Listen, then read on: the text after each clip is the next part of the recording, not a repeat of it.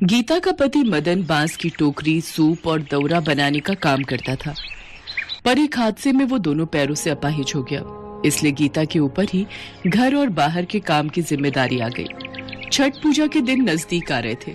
गीता बड़ी मेहनत से दिन रात एक करके बांस के सूप और दौरा तैयार कर रही थी। राजू बेटा, मैं सामान बेचने जा रही हूँ, तू कहीं खेलने मत चले जाना। तेरे बाबा को किसी चीज की जरूरत होगी तो परेशान होंगे। ठीक है माँ, तुम काम पर जाओ, मैं बाबा का ध्यान रखूंगा। गीता सामान बेचने बाजार चली जाती है। कितनी देर हो गई, एक भी दौरा और सूप नहीं बिका। कैसे सब होगा? सोचा था छठ पूजा के दिनों में ये बेचकर थोड़ी कमाई हो जाएगी। हे छठ मैया, मैं क्या करूं? गीता निराश होकर घर वापस लौट आई। क्या हुआ गीता, तुम्हारा मन क्यों खराब है? आपको पता है आज एक भी सूप और टोकरी नहीं बिकी। छठ पूजा में कमाई नहीं हुई तो घर खर्च कैसे चलेगा? चिंता मत करो, अभी छठ पूजा को 3 दिन बाकी हैं और तुम तो छठ मैया पर विश्वास करती हो ना। छठ मैया का नाम लेकर कल दोबारा सूप और दौरा बेचने जाना। मुझे विश्वास है छठी मैया हमारी सहायता जरूर करेंगी। माँ, छठ पूजा में तुम खीर पूरी बनाओगी ना? मुझे खीर पूरी खानी है। हाँ मेरे बेटे, इस छठ पर तेरे लिए खीर पूरी जरूर बना दूंगी। हे मैया, कल मेरा सामान बिक जाए। आपके नाम में बहुत शक्ति है माँ। आपने हमेशा दुखियों की सहायता की है छठ मैया, मेरी सहायता करना। अगले दिन गीता छठ मैया से प्रार्थना करके सूप और दौरा बेचने निकल पड़ती है। दौरा ले लो, सूप ले लो, बहन जी ले लो, छठ मैया के नाम का ले लो। कुछ खरीद लो भैया जी, आज सुबह से बोनी नहीं हुई। सुनो जी, बड़ी दुकान से खरीदेंगे। पता नहीं ये बांस की टोकरी तो पुरानी लग रही है और सूप भी मैले हैं। नहीं नहीं, हमें नहीं लेना। ले लो भैया सूप, ले लो बांस की टोकरी ले लो। सब लोग बड़े बाजारों से खरीद रहे हैं। क्या करूं छठी मैया, मेरी मदद करो माँ। गीता निराश होकर घर वापस आ जाती है। माँ, भूख लगी है। अच्छा हुआ तुम आ गई। रुक, मैं तेरे लिए कुछ खाने को बनाती हूँ। डिब्बे में तो थोड़े से चावल ही रखे हैं, यही उबाल देती हूँ। गीता बिल्कुल चुपचाप और उदास थी। वो थोड़े से चावल उबाल कर राजू और मदन को देती है। मदन भी उसके चेहरे की परेशानी देख रहा था। छठ मैया, आप तो बहुत दयालु हो। मुझे हमेशा यही विश्वास रहता है कि आप हम गरीबों की जरूर सुनोगी। पर अगर कल भी मेरी कमाई नहीं हुई तो मुझ गरीब की छठ पूजा का क्या होगा? कैसे खीर पूरी और ठेकुआ का भोग लगेगा? माँ, मेरी मदद करो।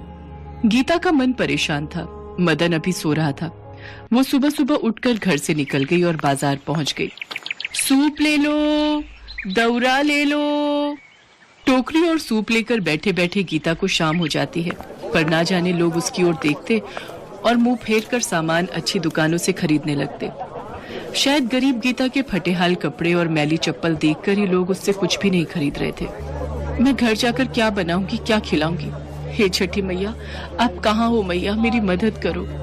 रोते रोते परेशान हालत में गीता रोने लगी। उसका छठ का व्रत था।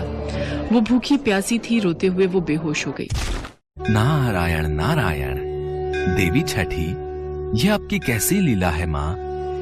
आपकी भक्त गीता ने आपका छठ पूजा का व्रत रखा है। वो भूखी प्यासी धरती पर बेहोश पड़ी है। नारद मुनि, मैं अपने भक्तों के विश्वास को कभी भी डगमगाने नहीं दूंगी। मेरा छठा रूप इस प्रकृति और भक्तों के कल्याण के लिए ही हुआ है। जो कोई भक्त प्रेम और श्रद्धा से मुझे याद करेगा, मेरा आशीर्वाद सदैव उनके साथ रहेगा। आप चिंता ना करें देवर्षि नारद, मेरे होते हुए मेरी भक्त गीता को कुछ नहीं होगा। देखते ही देखते छठी मैया एक बूढ़ी औरत का रूप ले लेती हैं और गीता के पास पहुंचती हैं और गीता के सिर पर हाथ फेरती हैं। बेटी, क्या हुआ? उठो। गीता होश में आ जाती है। आप कौन है माँ? बेटी, मुझे अपनी माँ ही समझो। माँ? हाँ बेटी, मैं तो तुमसे दौरा और सूप खरीदने आई थी। हमारे घर परिवार में सभी बहू बेटियों ने छठ का व्रत रखा है, इसीलिए छठ पूजा का सामान खरीदना था। मुझे 20 सूप और 20 दौरा दे दो। हाँ माँ, मैं अभी देती हूँ। गीता की खुशी का ठिकाना नहीं रहता। उसकी आंखों में आंसू थे। वो सारा सामान बांधकर उन बूढ़ी अम्मा को दे देती है। बेटी, इस सारे सामान की कितनी धनराशि हुई? माँ, आपने मुसीबत की इस घड़ी में मेरे से सामान खरीदा है। आप अपनी इच्छा अनुसार मुझे कुछ भी धनराशि दे दीजिए, मैं देवी छठ मैया का आशीर्वाद समझकर रख लूंगी। ठीक है बेटी, ये पोटली रखो, इसमें तुम्हारे सामान की सारी धनराशि है। बूढ़ी औरत गीता से सारा सामान लेकर एक तांगे में रखवा देती है। देवी छठी, आपकी जय हो। आज तो आपकी अद्भुत लीला देखकर मेरा भी मन खुशी से प्रफुल्लित हो उठा है। देवर्षि नारद, अब आप ब्राह्मण के रूप में ये सारा सामान ले जाकर उन गरीबों में बांट दीजिए जिन्होंने मेरे नाम का व्रत और पूजन किया है। वो इस सारे सामान से पूजा करके मेरा आशीर्वाद ग्रहण करेंगे। जो आज्ञा छठ मैया। सही कहते हैं, जो कोई भी छठ पूजा करता है उसके सारे संकट आप दूर कर देती हैं। आपका व्रत निसंतान को संतान प्राप्ति, निर्धन को धन देता है और रोगी को निरोगी बना देता है। जो कोई भी सच्चे भाव से छठ पूजा का व्रत और पूजन करता है उसके घर में सदैव सुख समृद्धि का वास होता है।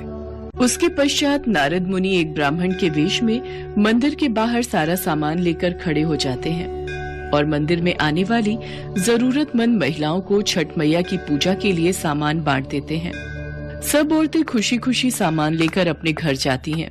उधर गीता भी वो पोटली लेकर घर पहुंचती है। आज उसका सारा सामान बिक गया था। घर पहुंचकर गीता मदन को सारी बात बताती है। जैसे ही गीता पोटली खोलकर देखती है, वो हैरान रह जाती है।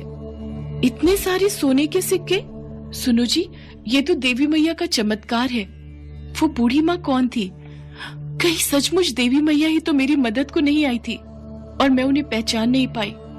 ठीक कह रही हो गीता, सचमुच देवी मैया ही आज तुम्हारी मदद को आई थी। उन्हें पता है तुमने उनके नाम का छठ व्रत रखा है, इसलिए तुम्हारे व्रत को संपूर्ण करने के लिए देवी मैया ने ही वो रूप धरा। देवी मैया, आपकी जय हो छठी मैया। आपने तो मेरी झोली खुशियों से भर दी। माँ आपकी जय हो।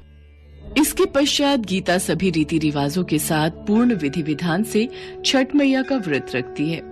घाट पर जाकर सूर्य भगवान को जल देती है। छठ मैया के नाम का पूजन करके अपना व्रत पूर्ण करती है। उस दिन से छठ मैया के आशीर्वाद से गीता की जिंदगी के सारे दुख दूर हो जाते हैं। उस धनराशि से गीता मदन के पैरों का इलाज करवाती है और कुछ समय बाद मदन फिर से चलने लगता है।